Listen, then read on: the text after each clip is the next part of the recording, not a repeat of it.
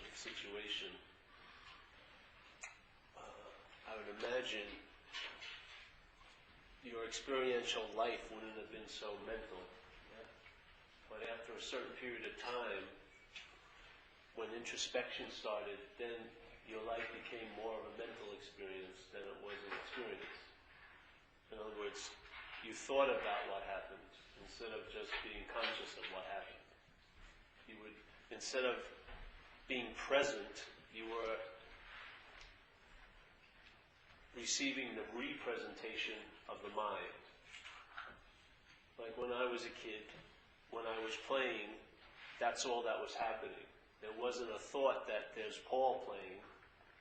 There wasn't a little narration going on. Oh, Paul's playing with ants. There was just playing with ants. And I didn't worry. I wasn't thinking, will I be playing with ants next week? Because I had no idea of time yet. So there was a lot of things that I grew into that weren't emphasized at that point. And because of that, there was qualities like wondrousness and awe that became infrequent as I grew older. And as I grew older, my life became more of a mental experience than it was an experience. Okay?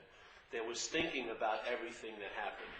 Instead of just being conscious of what's happening, I would actually become unconscious of what's happening, and I would be listening to my head's interpretation about what happened. So let's say an event occurred, like a girl said hello to me in school, and I would go home and wonder what she meant by it for 5 hours. My head would represent that one event, let's say at 11 o'clock in the morning in the hallway. I would go home, and for 5 hours or so, my head would represent it in as many ways as it could imagine. What did it mean? Am I going to marry her one day? On and on and on and on and on and on and on. And that became a habit more and more, where it wasn't a habit at all when I was younger. I had to grow into it. And I grew into it through introspection, through thinking. Yeah? And then the thinking aspect of life became the dominant aspect of life. So when I walked into a room, it was more emphasized what I was thinking about while I walked into the room than the walking into the room. Even when you're doing something surfing, there would be an emphasis on, did anyone see me catch that wave, instead of catching the wave. There would be an emphasis on being noticed. Yeah? There would be an emphasis on, like in AA they say, when you come in here, you've got to be willing to save your ass instead of your face. But when I came in here, I actually truly believed my face was my ass. This image that I had, this mental image, was what I was about saving. Yeah? The ass, fuck it. It didn't matter, but the face, I wanted to look good. Yeah? This whole thing of going into this mental realm, and then people talk about self-will. Yeah? A big thing about self-will. But if you notice, today, right now, a lot of times you don't believe you have any self-will. You feel like you're at the effect of all these different things. But when you start having a mental experience in time, you have so much free will that you think something else could have happened other than what happened. You believe that if I would have done something different, my whole life would have looked different. But you didn't do something different. I can entertain that I'd have 2 kids if I was a woman, but I'm not a woman. Yeah? There's this insane idea. And then you exert so much free will, you believe terrible things are going to happen to you because you forget something or you did something wrong. But now, when you're with this free will, you're not exerting any of it. It all happens in the mental experience. Yeah. So here is conscious contact. There's an ability to know what's going on without thinking about it. You can know things will inform you of something prior to you thinking about it. Yeah? But we have forgotten that ability to be conscious and to be in contact, and we've taken a mental interpretation to be our navigator. And so we're waiting for our head to tell us what's going on. And it tells us thousands of different things, and a lot of it is false evidence that appears real. The acronym for fear. So the mind presents false evidence and it appears real to you. It doesn't appear real to everyone else. It only appears real to you. And like we were talking just before, people in recovery, it says we were 100 men and women who have recovered from a seemingly hopeless state of mind and body. If it was a hopeless state of mind and body, there would have been no recovery. But it was seemingly hopeless. And the word seemingly is an incredible, important statement in the perceptual experience here. Everything appears to be true or false to you. So everything appears to be true or false to you. So one day, when you're not feeling well, this is a problem, let's say. The next day you're feeling good, it's not a problem. The next day you're feeling bad, it's a problem. What is it? Does it have an inherent meaning, or is it actually the meaning you give it? So if this apparatus is given everything, all the meaning it has, it would probably be wise, if you particularly don't like the life that you seem to be reacting to, maybe find out what's giving it the meaning it has. Yeah? And if it's not you, you may be able to entertain the possibility of living under a whole different slew of meanings. Because if you see that you're not self, which is the center of a system called self-centeredness, you are not that, and that system is interpreting life for you. Most definitely. It's framing what you think life is. Yeah? Just like in recovery, it says, a God, a higher power of our own understanding. To me, I understand why they said that, but I do not want a higher power of my own understanding. I want a higher power of its own understanding. Because if I frame the higher power, the best it may be able to do for me is get me a parking space next week at the meeting. I'm going to limit its ability to totally radically change what I call my life, because I'm going to frame it with my understanding, which is always going to make it weaker than me. Self brooks no other God before it, I'm telling you. So when you're identified as a self, who's telling you how you're doing in your God seeking? Is God telling you? Or is it your head telling you? I would say it's your head that's informing you that you're getting close or you're getting far based on what? What you do or have. That's playing freaking God. So the head in selfing is playing God. And the whole how and why of a whole program, supposedly, which is a pretty comprehensive statement, is to quit playing God. It doesn't work. Now, the mind, the mental process of selfing, plays God. The way I quit playing God, I'm not identified as that. The whole center of the system called self-centeredness is self. The feeling of being a long-lasting, independent, separate entity. This. Yeah? This. And this is a projection. This idea of being a long-lasting, independent, separate entity is a product of a mental process that I would call selfing. It's a verb, and the verb is called identification as self. That's the verb. So the head is verbing a feeling of being a self. So here's this verbing going on all day, and in the verbing, it makes up an illusion that you're a noun. So a verb goes like this, and the first movement it does when it gets on its two hind legs, yeah, and becomes a walking, talking you, it claims. So now, thinking is my thinking. Time is my time. Body is my body. Feelings are my feelings. Opinions are my opinions. Resentments are my resentments. Anxiety is my anxiety. It claims everything.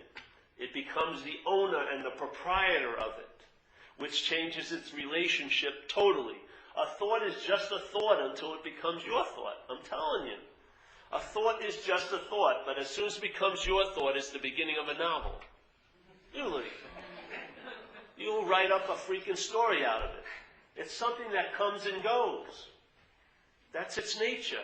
Do you know when a thought's coming? Do you see it coming from the marina right now? There's a thought coming. You dunk it? No. You're conscious, and then you become conscious of what? A thought. The mental process reaction of that consciousness of thought is, I'm the thinker of it. It claims it. Or it's about me. Yeah? As soon as it does that, the thought becomes my thought, and the whole weight of it changes. It gets heavier. See it in your own life. See it. Put the word sex up there, money up there, and relationships. Now weigh it. Sex, money, and relationships. It matters where situation you're in. If you're not having sex, it may seem important, more important, whatever. But now just put the little word my, money, my sex, my relationships. Incredibly different, isn't it? Sex, money, relationships. My money, my sex, my relationships. The act of identification is the injection of heaviness into life. Once a life is seen as yours, it's never sensed as it's happening. It's always happening to you. And if it's happening to you, your mind can have an opinion that you don't want it to happen to you the way it's happening to you. Or you want it to happen to you the way it's happening to someone else. And there it drifts. But a thought is just a thought. It's like a bird flying by a window. If your eye is open, you'll see the bird. You're conscious, so you see the thoughts. In deep sleep, you're not conscious, so you don't see the thoughts of the mind. It has nothing to do with you. You are a thought. The mind is thinking you. Yeah? But then it gives you a feeling that it's you, and then you become the noun, and you now become the thinker. But if you're the thinker, stop thinking. If you were the runner, and someone said stop running, you could stop running. Why can't you stop thinking? Stop walking, okay. Stop thinking. No, I'll just have positive thoughts. How does that work out for you? So, the mind will try to sit. See, it just will not admit the fact. It has nothing to do with thinking.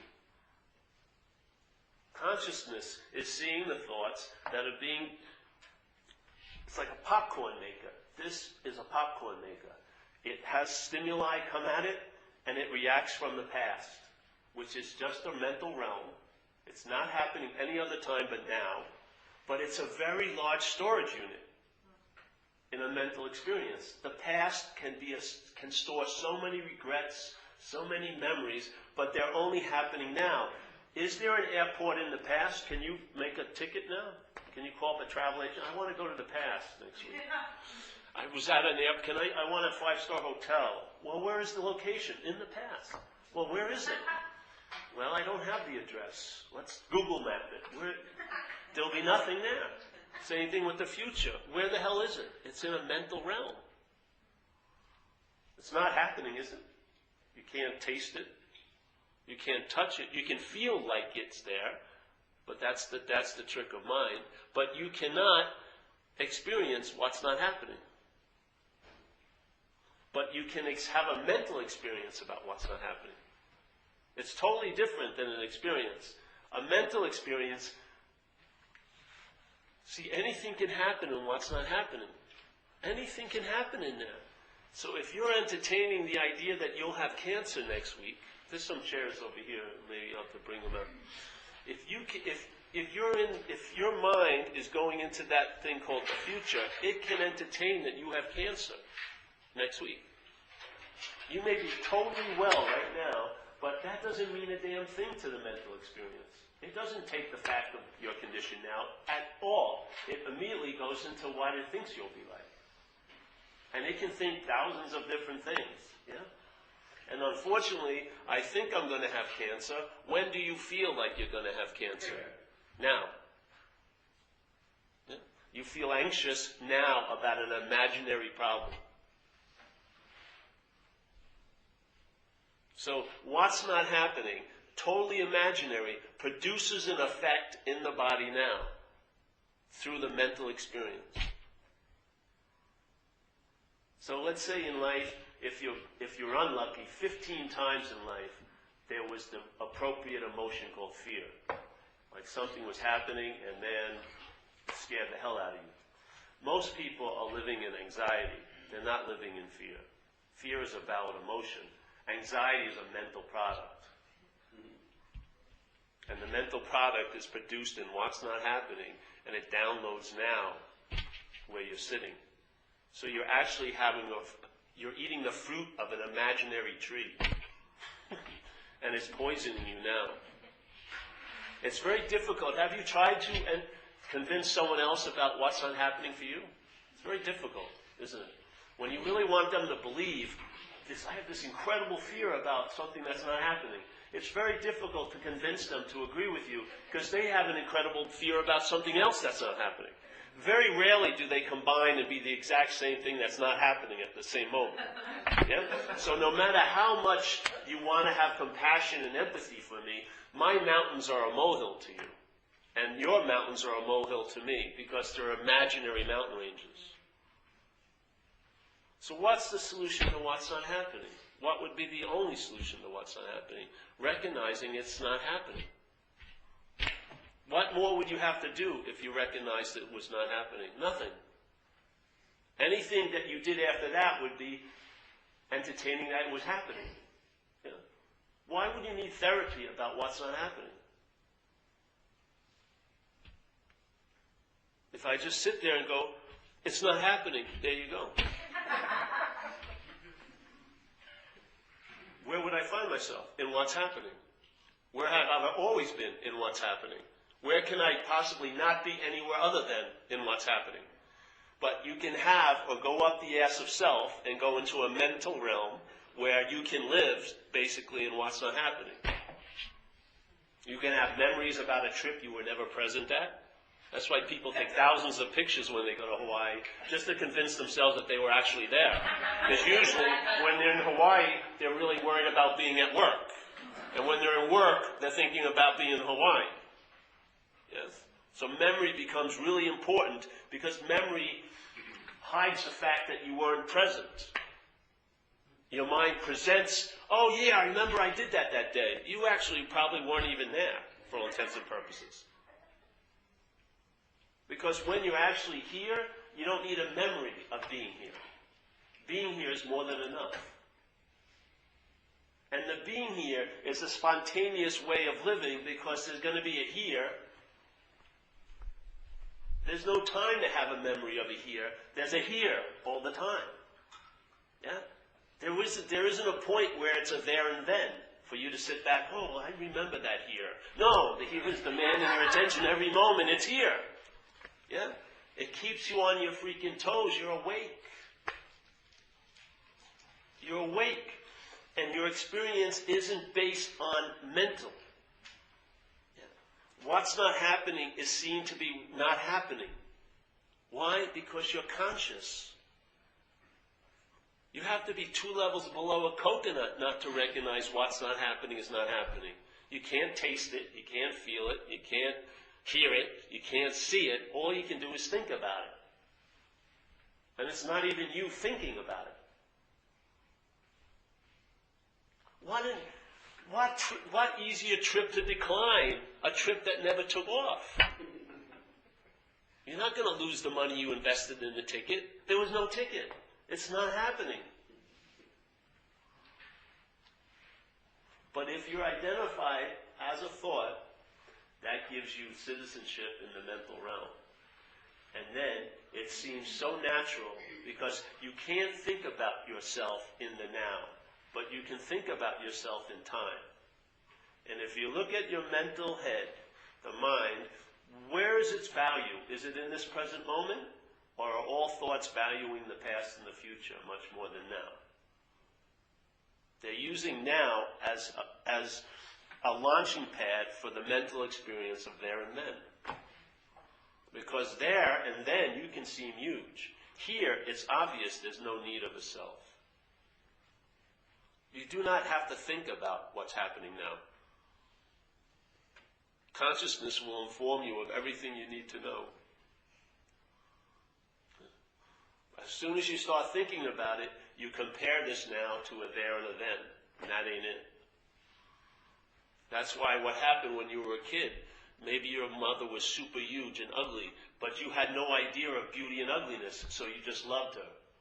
Everything was quite obvious, because when I was playing, I didn't have time to think, will I be playing next week? To have fear, I may not be playing next week.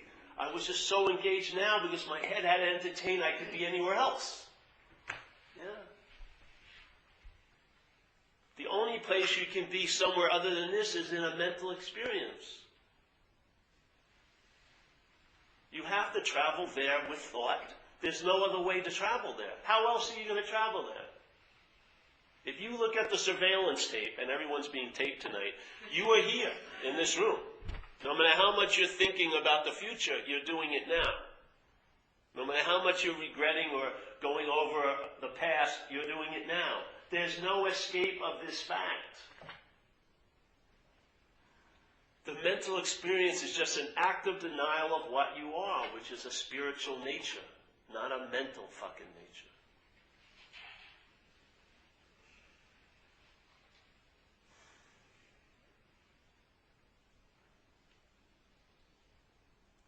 So the way I went at it is, someone offered me this invitation that you may not be what you think you are. So instead of just assuming this is so and then running around using its gauges and barometers to figure things out, thinking about it, comparing it, going over it ad nauseum, why not turn the light and see who the hell that is there that's assuming it to be Paul? And when I looked, I didn't find anyone. I found a mental process producing a product called a self. And how can you think? That's why in recovery it says self will not get out of self. Why? How could a product of a mental process ever transcend the mental process? How could, if the self is a thought in a mental process, how could it ever leave the mental process and be something? There's no leaving it. You can't get out of self as self. You can't use thought to get out of thought. Yeah?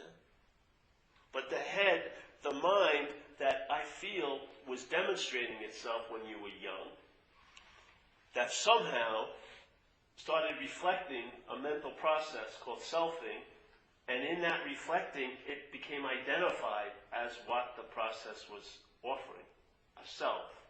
And then this mind that can comprehend serenity and know peace, started to entertain that I am a Paul. And then every time it would entertain serenity and peace, it entertained it as a Paul, which limits its ability to understand serenity and peace. It can only understand serenity and peace from a point of view of being Paul. And that means serenity and peace are a goal that I'm going to get or not get.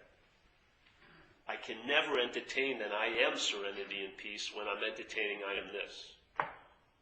And as soon as these qualities of mind become a goal that I'm going to get, then conversely, it's a goal that I can lose. And the getting of it will be based on what I do or don't do. And the thing that will be telling me how I'm doing with it will be the head. And the losing of it will be based on what I do or don't do. That's playing God.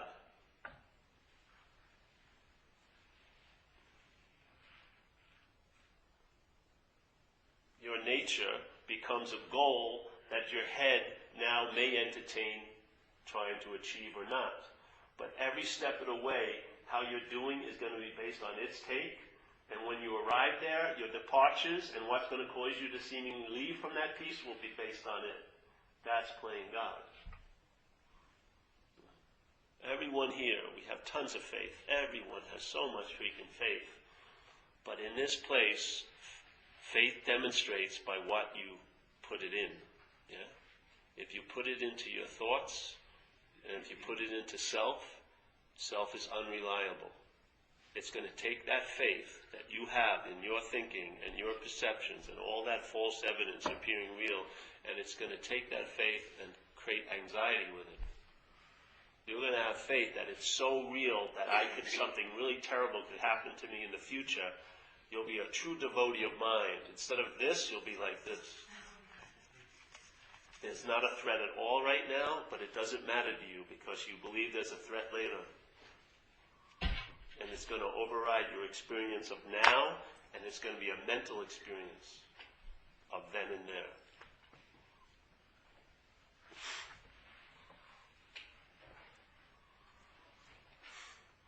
And then it will tell you what to do to get over the problem it's making, which is a bigger problem, So it will inform you, I have a great idea for you, Paul. Join this monastery, and after lifetimes of purification, maybe, just maybe, something will happen for you. I think I need relief now. Oh, no, you got got tons of purification to do. You've got to meditate quite a lot and read all these scriptures. No. There is no relief from self as self. None whatsoever. All it is slavery. Once you practice one thing, it will have to become the new turbocharged thing, the super extreme Buddhism, because nothing will really fucking work. Yeah? Because it's impossible. How can you get relief from a cold if you bought tons of flu medicine? It doesn't matter if you took it religiously. Sometimes colds and flu have some similar symptoms, but not all of them. And if you follow the instructions and you spend all that money getting flu medicine, if you misdiagnose yourself, it doesn't fucking matter. You got a cold. It's not that you're obsessed with an idea of you. You're identified as an idea of you. If you're identified as an idea of you, what's the mental process going to do? It's going to obsess over it, because the only way it can bond you to this idea of being a self is by constantly narrating a life based on it. Do you think you need 70,000 thoughts a day? They did research, this was years ago, 70,000 thoughts a day. What are those thoughts doing? I mean, I can turn a screw in a nut. I don't need 70,000 thoughts to, fix a spark plug. What's it doing? It's all about reinforcing the idea of being a you. It's busily advertising and narrating and selling you a product called A, self. As soon as you believe it, the A drops off, now it's self. Now you're identified as it, and it just bonds you every day. I, me, my, I, me, my, I, me, my. You totally forget the conscious contact, and you're in a total mental realm, where time becomes more important than now. The body becomes more important than spirit. This seems real, and this space seems like it's nothing. It's like we went over it the other night. Let's say you see this chair, yeah? There's a chair here. Let's say this thing's been here 40 years. 40 years. This has been here. And I move it. Yeah? When I move it, do I have to move some space into that position? As soon as I move this, do I have to go in the closet, get the space that it's taken up and put it there? And does the space show any remnants of that being there? I'm not talking about the floor, the space. Can you see any scar of this table on space? If I remove it, what's that? What's this right here? Yes. Now, what is it now? Nothing. No space. It's space. You think there's space on the other side of the wall, that space, and there's space here, but the wall isn't space? If you took that wall down, would there be something called, I don't know what, until you move some space back in? The reality is space. This is an appearance in it. It's not taking up any space. It's not replacing the space. It's just appearing in it. Yeah? This is an appearance of space. Or if you want to say it, this is a wave on the ocean. Now, being identified as a wave, what we see the ocean is other waves. In a sense, we're super wet, but we're acting like we're dry. Because we're not realizing what we're in, which is space. We're not in space, we are space. Do you believe I stopped here? Right here? And then this is, I don't know what, and then you start there. Yeah? All right, so I'm here. And when I close my eyes, I can see it. It says made in the USA and under here in my cheekbone. And I'm here. And when they go, the kingdom of heaven is within you. Can you imagine how small it would be? It's very skinny. No parking at all. Yet the kingdom of heaven is in me as this. It's in me as space, as everything else is. The you that I would say he was implying isn't the you of the body, it's the you of your nature, which is space, spirit, yeah? So here, or just look at a plane. Does it ever run into a piece of sky? Have you ever seen a, hey, we've run into a big piece of sky up here? You know? No. There's just space, yes? But everything can appear in it. Yet what appears in it doesn't affect it at all. You can have 4th of July explosions. It doesn't rip the sky open. You can have giant rain clouds. It doesn't make the sky wet. You can have beautiful clouds. It doesn't make anything. The sky is just allowing everything to appear in it and everything to disappear in it. Yeah? Some bugs only live for a day, like we said the other day. If you got up late that one day, you'd blow. Yeah? You'd be dead. Jesus, why didn't I get up if I knew I only had one day here? Would have been good. We think ourselves as long-lasting. It's just a perceptual thing called time. But we seem to have appeared as a body, and it's going to disappear. This wave, called Paul as a body, is cresting, and now it's probably going down. And one day it's not going to be here. And yet, do you think that anything changed in the space of what we are? And do you believe that space is nothing and dead, or is it charged with awareness and intelligence? Maybe, in a sense, this is the negative of the picture. And this is the positive of the picture. Perceptually, we think this is negative, nothing, and this is so positive, but we could be sorely mistaken. Maybe it's the space that is everything, and what's appearing in it is actually inherently nothing but space. Yeah. So what does it say in St. Francis? It says, isn't it in self-forgetting that you will be reborn? You'll wake up to what? That space or that spirit or Buddha nature or Christ consciousness, whatever you want to call it. But it's in the act of self-forgetting, which is a way of life, that you'll be in the remembrance of that space. Not as a memory, but living it. Yeah? And in the living of it, it will intimate itself to you. By its expression as you, it will intimate its nature. You will comprehend the word serenity, and you will know peace. You will have a new freedom and a new happiness. Not the old freedom and old happiness offered in self-centeredness, which is always put off based on certain circumstances and situations. When I get this and this and this, and when I arrive, everything's going to be great. Has it worked out? Or is it immediately as soon as you arrive, you're planning your next journey? I got to get something else. It's like that here, there, we used to always do. I'm just sitting in my room, we'll get to you. Just sitting in my room, everything's fine, my little one-bedroom apartment, and I look around, and everything's cool, I'm feeling pretty good. Then I open up this magazine, and there's this beautiful, full-color layout of a couch, yeah? So my mind goes, wow, I'd really like to have that couch. That's fine and dandy. Then it goes, you know what? This room sucks. There's not a couch in this room. I can't believe I've even put up with this for so freaking long, this couchless state. And then I go over my friends, and I go, how many of my friends have couches? And they didn't tell me how great it is to have a couch. Start resenting them, you know. And then my head says, you know, I bet you I'll conceive my first child on that couch. I don't even have a girlfriend yet, but I will after I get the couch. Now my mind is creating a lot of false evidence that's appearing real to me, and the couch takes on mythical proportions. And I say to myself, when I get the couch, everything's going to be great.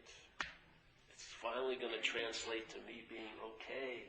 I'll have that sense of satisfaction brought about by that couch. So now, everything was sort of okay just a second before. Now, it's being invalidated by my mind's occupation with this couch. So the mind takes this couch like a carrot, puts it in front of me, and I travel saying no, no, no to each moment, waiting for that incredible there called the couch. So the here is being invalidated, contracted. I'm not going to open up until I get a couch. I'm not embracing anything until I have that couch. That couch is, oh, I'll be totally open to that, but nothing else. You know, oh, yeah, no. So here we go. So now I start working for the couch. I get some money and I'm into it. And now, it's so funny. I used to see this when I was painting houses and I had a trip. I was going to plan a trip. A couple of days before I had this idea of taking a trip, I'm doing estimates, and then there'd be 3 other painters, and I could really care less. I had a little money in the bank. Hey, if they get the job, fine.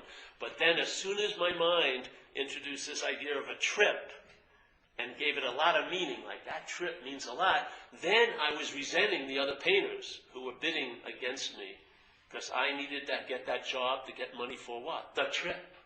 Yeah? And then I would actually maybe change my estimate. I'd say I was going to put 2 coats on it, but I was just going to put 1 coat on it so I could get to the next job because I need money for the trip. So everything changed just with this one idea of the trip, because it had a meaning that I'm going to feel really great when I'm over there. but I'm not feeling great now. Yeah? And there's no possibility that I can feel great now until I get over there. Yeah? So here I am with the couch and I'm working hard. Then you get the day it's going to come over you. And you call your friends, and none of them sound as enthused as you are, because they've been through it. They've had couches before. They know there's a very deep disappointment that's going to come over you. But I'm there, and I make the room for it, and they bring it in. Oh, man, my mythical there has finally arrived. It's here now. And I sit down on it, and I enjoy it for about 5 minutes or so. Then my mind says, hey, you need a matching rug. So now, this mythical there becomes a here that I need another there for. This is what's called slavery of the mind. You're waiting for something to be delivered at a future date that's going to make it all okay for you now, but not now, in a future date. And no matter how many times it's not delivered, you get back on the hamster cage and you go after the same carrot. Maybe it's the fairy princess, maybe it's the knight in shining armor, maybe it's money, maybe it's a new job, a new location. But there's only limited possibilities in self-centeredness, and all your mind's doing is representing them. Oh, it's not the same. This time her name is Mary. Oh, okay. The whole system is, when I looked at my relationships in the past, let's say I had 15 intimate relationships, and they all seemed to have failed. What was the constant in all those relationships? Me. That was going over my head. Something wrong, not in them. It's in the mind, the mental experience. Yeah? What happened to being conscious?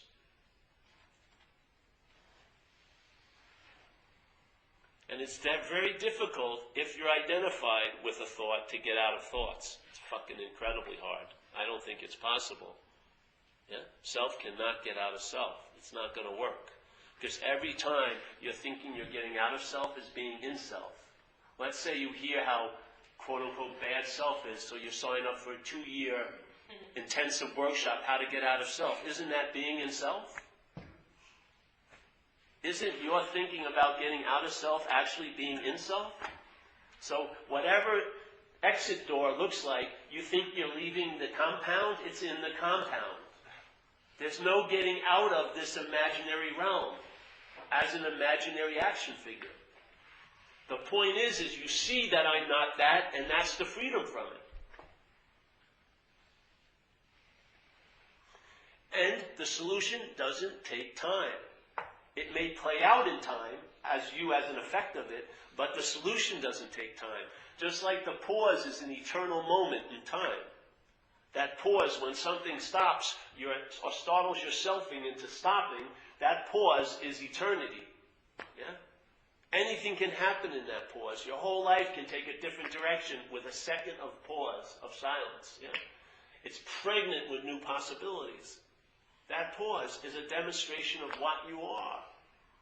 Why would you want to rely on the chair to get you to the experience for space?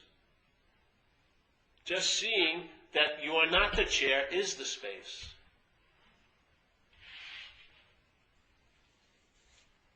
What's always so hasn't been moved by your appearance.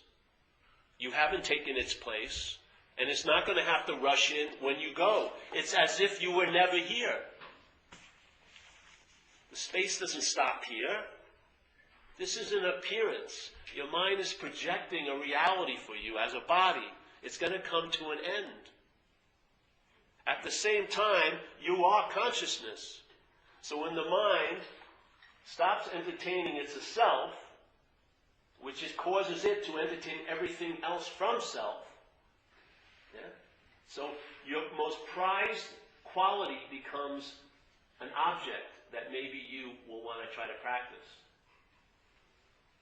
Like acceptance.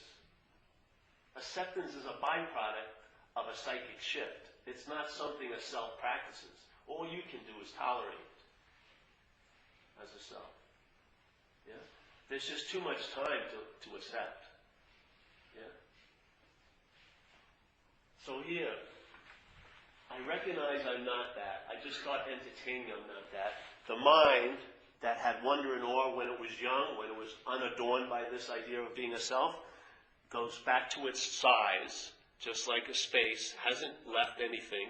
It just realizes there ain't no chair, and it starts entertaining from its true nature, which is, I'm not going to be okay later, I'm quite all right now. I have a sense of okayness. I have a sense of that conscious presence. What's the conscious presence? The conscious presence is space, but you can't have it as a chair.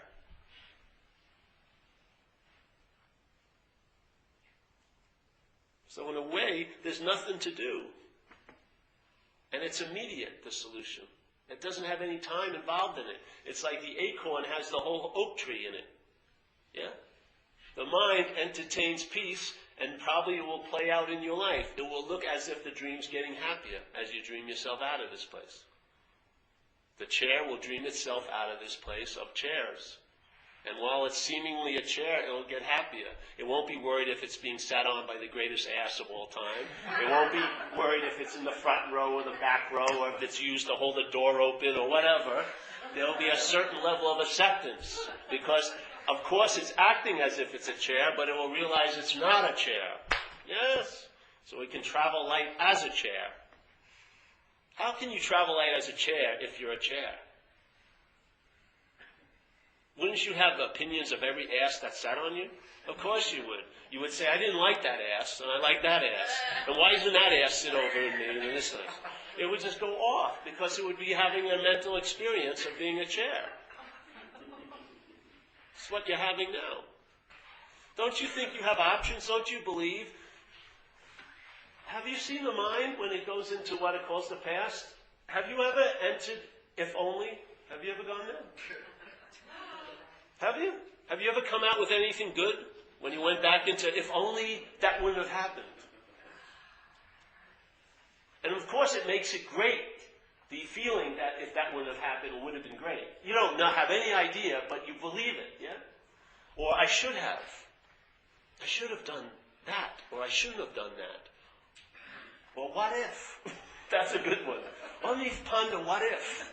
All right, what if I didn't get hit by the car, but I did? Oh, let's just go over that. Let's forget the facts. Let's think about what happened if I didn't get hit by the car. But you did.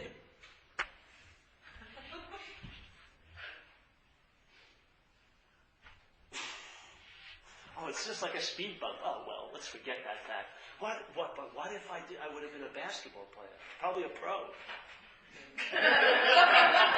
The Celtics would have won. I would have defeated the Lakers. I would have stopped Kobe in his tracks. I know it. Oh, Jesus. See, that's the funny thing. Have you noticed that when you have something, you don't really want it, but you really want it when you don't have it? Isn't that an exquisite little mental experience? It's called suffering. Doesn't it do a nice job with you? You have something, maybe for 2 years you're going out with this lovely woman, but you're not paying much attention to her. But then she leaves, and suddenly she's the source of all your happiness. That's pretty interesting, isn't it? When you have it, you laugh, it's nothing. But when you don't have it, oh, I really want it. Isn't that exquisite suffering? The mind, it can create exquisite suffering, that's for sure, doesn't it? It can make you wish you had something that you never really wanted.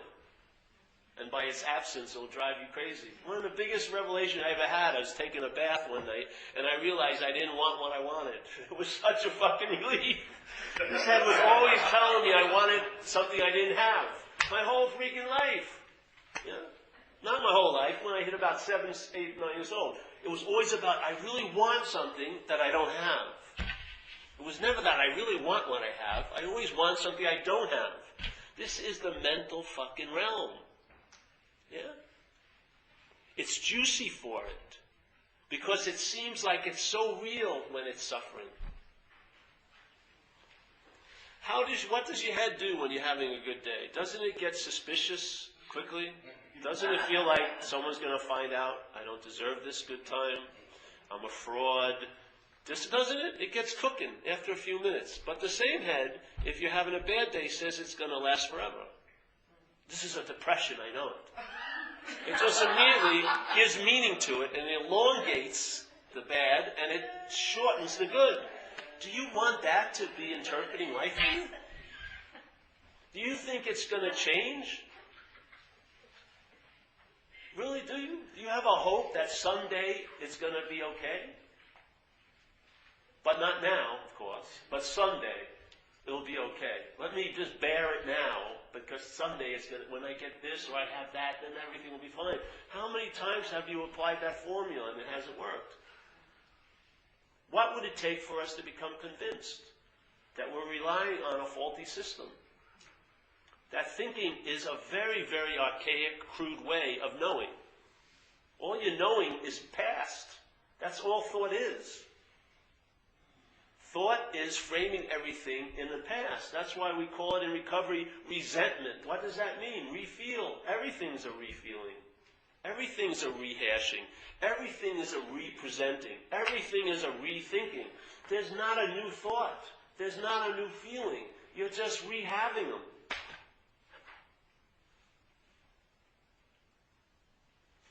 You go home and instead of just the day being forgotten because you were in it, it just represents it to you, doesn't it? You can't go to sleep because, and then it's always represented that you had tons of free will. I shouldn't have done that. I should have done, why didn't I go to Lindemar? Why did I stay at Cronkite's? I missed Wave. I did this. I did that. It all becomes freaking so important. To who? You.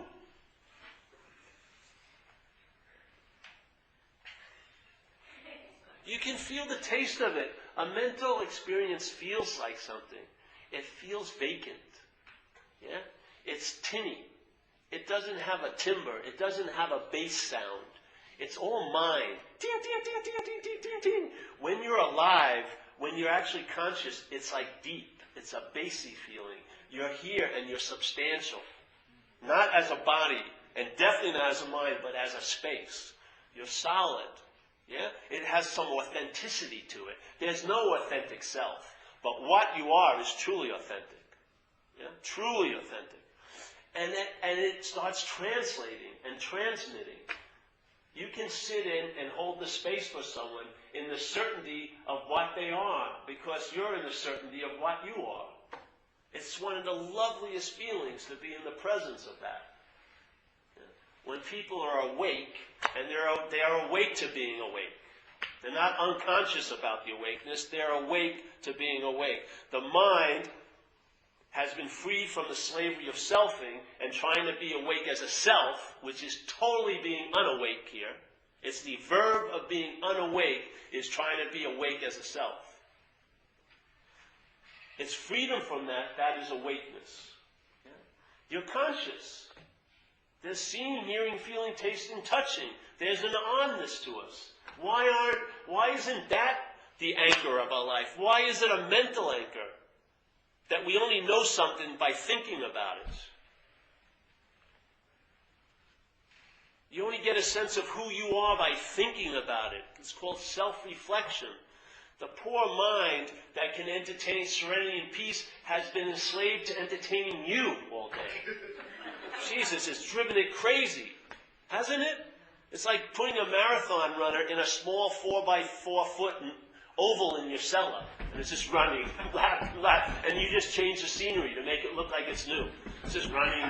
This is boring as hell. Oh, I'm afraid. I'm not going to get what I want. I'm afraid. I'm going to lose what I have. Okay, next time. I'm afraid. I'm not going to get what I want. I'm afraid I'm going to lose what I have. Next time. I'm afraid I'm going to get what I have. Give me a freaking break. Do you believe if you were relying on something that was reliable, that you'd need rationalizations, excuses, and blame? If you actually were getting delivered the goods by your life, there would be no need for excuses. You wouldn't have to rationalize, because all the rationalization is about a delivery that you were promised not being delivered. Really. All your excuses is about trying to paint over the fact that something hasn't freaking delivered once again. And your blaming of this is because it's unbearable to feel the feeling of that unreliability, so you blame others for causing it. It's called relying on self. It's unreliable. It's producer of all anxiety. Relying on self. It's an unreliable system. How do we rely on self? You're listening to the thoughts of self. Alcoholism is in the mental process. You cannot take an x-ray of alcoholism. You're not going to find it in the body. You're not. There's no MRI scan that's going to pick it up. It is in the mental process. It's a disease. It's a verb. It's not like a tumor. It's an activity of mind. And the mental process is what produces a sense of being you. That's what it does. If that process is infected with alcoholism, then the thoughts that that process is having is infected with alcoholism. The interpretation of the feelings that you think you're having are being interpreted by alcoholism. Your reactions to life will be alcoholic reactions. That's why when we come to these meetings, I do not identify with who you are. I identify with what's taken you over. The same parasite that took me over is taking you over. And we get to these meetings and we share our thoughts, our feelings, and our reactions. They're not our thoughts, our feelings, our reactions. They're alcoholic thoughts. They're like the thoughts of a parasite. It's using you to express itself through. We've recognized it because how could everyone all around the world who suffers from alcoholism identify with people from Bombay, from Istanbul? Because it's not who we're identifying, it's what's taken each other over. The same parasite took you over. That's why when we joke, we laugh. If a normal person was in here, they'd be aghast at what we're laughing about. There's no identification. Why? They haven't been taken over. We have. And yet we sit here constantly claiming the expressions of self as ours. You cannot be more in the act of being identified as self than that. Here we are in the place where supposedly the solution is being dispensed, and we keep proclaiming the disease every freaking moment. In the book, in our recovery book, self, being convinced that self. Convinced means to believe with certainty. Being convinced that self, manifested in various ways. In other words, self can appear in different ways in your life, yes? So self, manifested in various ways, is what has defeated us. So thank God he separated us already from self. So self defeats us. My experience, how I got defeated by self, I was identified as it. Okay? So self, manifested in various ways, is what has defeated us. We are now going to look at its common manifestations. Yeah? Self. And then the next paragraph starts with the word resentment. So the inventory process that is passed on all the time that you're doing inventory on your resentments, your anxieties, your acting out, they're not yours. You're doing the solution, proclaiming the problem.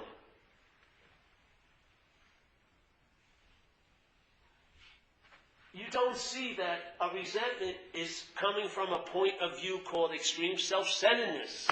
It's called alcoholism. The anxiety you're living in is produced by an alcoholic state. Obviously, because it's not happening. It's got to be in the mental realm. You're afraid of something that's not happening. Where could that effect be produced? In mind. That mind's infected with alcoholism. Its expression is anxiety. It's using you to express itself through.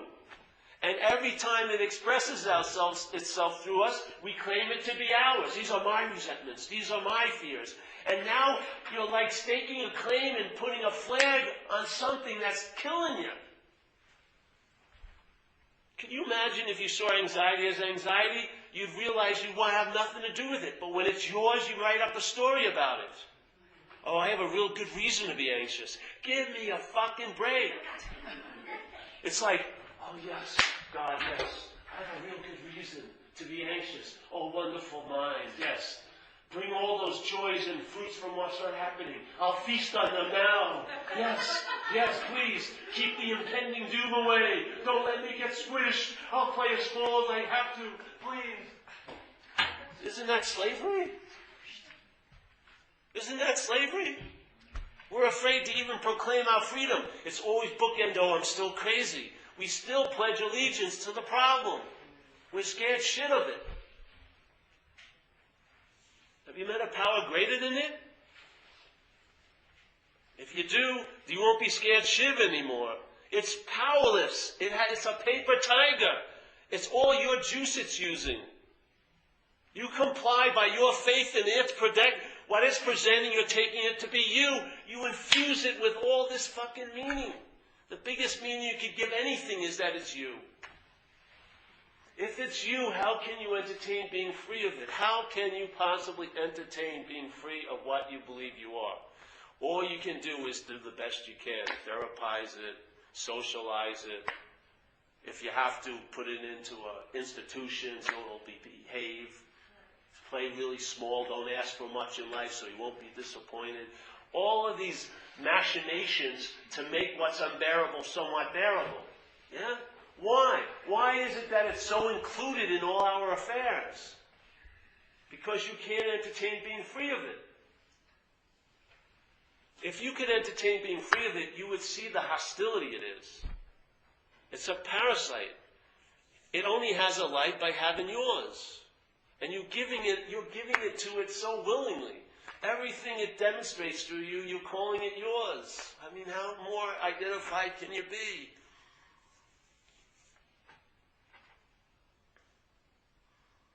I'm saying this because there's been a breakdown in that system in me. I know the problem by the solution. Seriously. I know the problem by the solution. I've had a solution about the problem. The problem does not exist for me because it doesn't exist as me anymore. Why is it existing for you? Because it's existing as you. When the problem is existing as you, it's identification with it, then it will seem to exist for you and not exist for you, but always to exist for you again. Because if it will have to look at like that. Because it's two sides of a coin. So if it's existing as you, then the problem will appear to be existing for you, and then sometimes it won't appear to be existing for you, only to appear to be existing for you again. You can't relax in that kind of state. Your peace is determined on circumstances and situations. And especially in the mental experience, there's a future where you could lose it. How can you enjoy something if you believe you can lose it? There's no enjoyment of it. How can you enjoy it if you have a nagging feeling that you can lose it? And the losing of it is going to be based on something you do or don't do. You'll play God with God.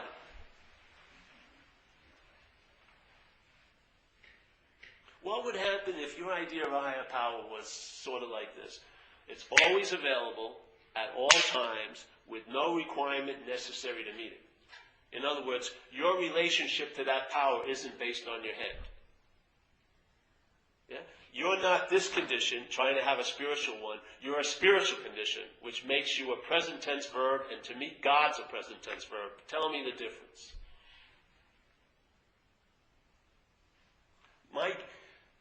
This gateless gate doesn't have a gatekeeper, and the head is not the gatekeeper. My head is not going to tell me how close and far I am away from my own nature. I don't have faith in it anymore. I'm not relying on self. It's unreliable. I'm now trusting something infinite. And if you trust something infinite, the trusting feeling could be infinite. If you trust something infinite, the power available to you is infinite. If you trust something finite, its power is finite. If you trust something that's finite, its trusting is finite. That's not trust, is it? You know, it's just something to entertain. Sometimes I get excited about it, but I've just been speaking a lot today. But the thing is, there's no pressure. It's not like anything you have to do or not. It's just an invitation. It's gotten in. It'll do its wonders, yeah? Your mind is, like in Buddhism, they say, the ordinary mind and the enlightened mind are the same mind. The same mind that's taking itself to be ordinary because it's identified as a body is the enlightened mind. As soon as it realizes I'm not this, then it takes on the nature of being all of that. It doesn't have to work at it. It just takes on that nature. Yeah? Why? Because that's its nature. How could something be space if it wasn't space?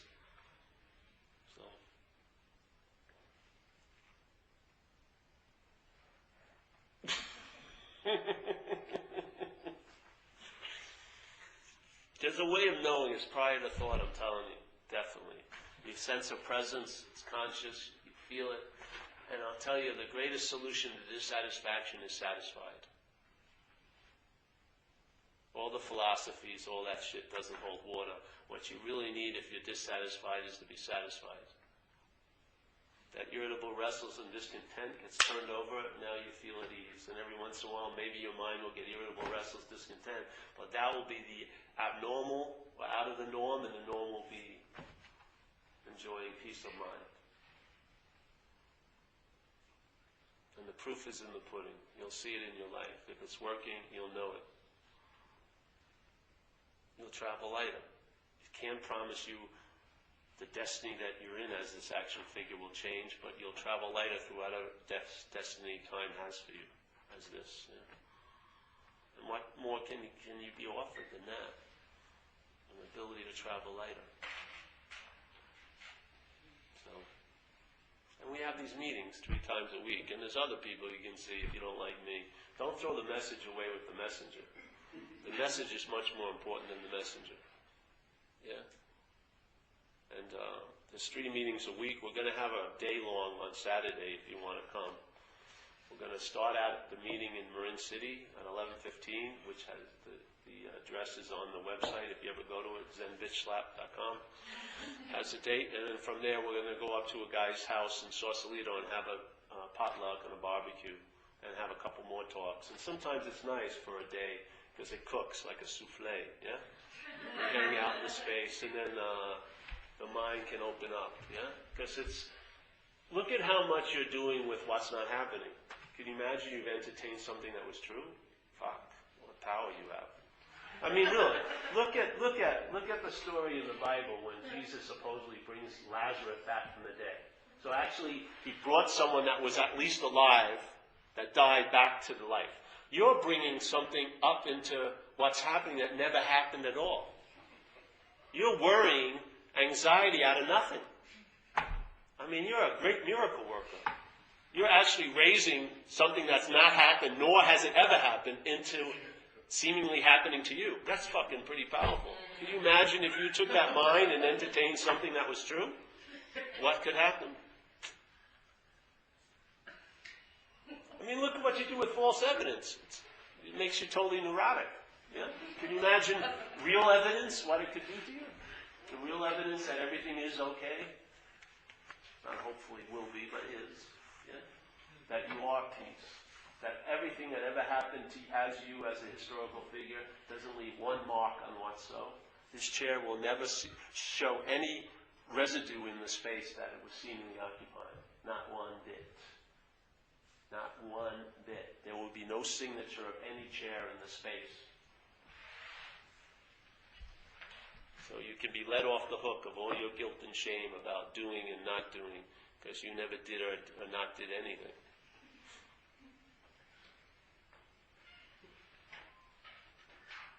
You really think you did all that stuff? You can't even shit when you want to. Can you? Really?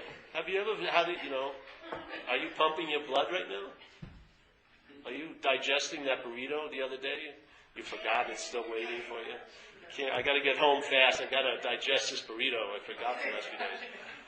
Are you beating your heart? But then everything else, you think you're the big mover and shaker. It's unbelievable. Jesus, what an arrogance of mind. Yeah? Whatever knew what was going on knew not to give you any power. Because you would have forgot to breathe a long time ago, right? You would have got so obsessed with something that wasn't happening, you would have died. I forgot to do what was happening, breathing, dead. All that little amusement park of mind would have been, you'd never have been able to go there. But something allows, all this life is happening involuntarily, yet you think you have all this mojo going on. Give me a break. Jesus Christ.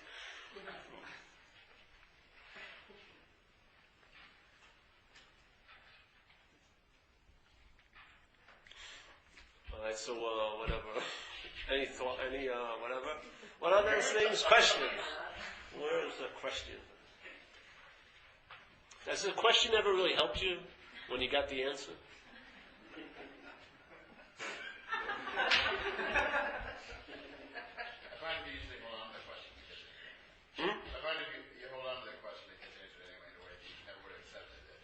That's right. Exactly.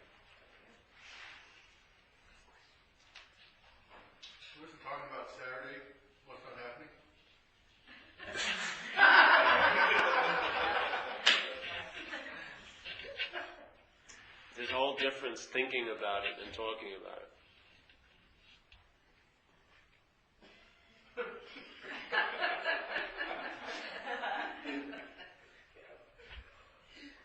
There was like this, let's say, we're having a thing next Saturday.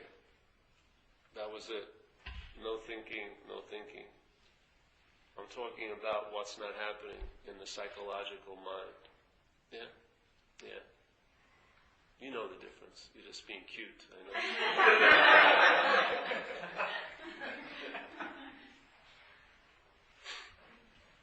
Yeah. All right, so we'll end with the serenity. Oh, wait a minute. Pass the basket. What's the basket? I don't know. Let me find the hat. Oh, here's the hat. Yes. Okay.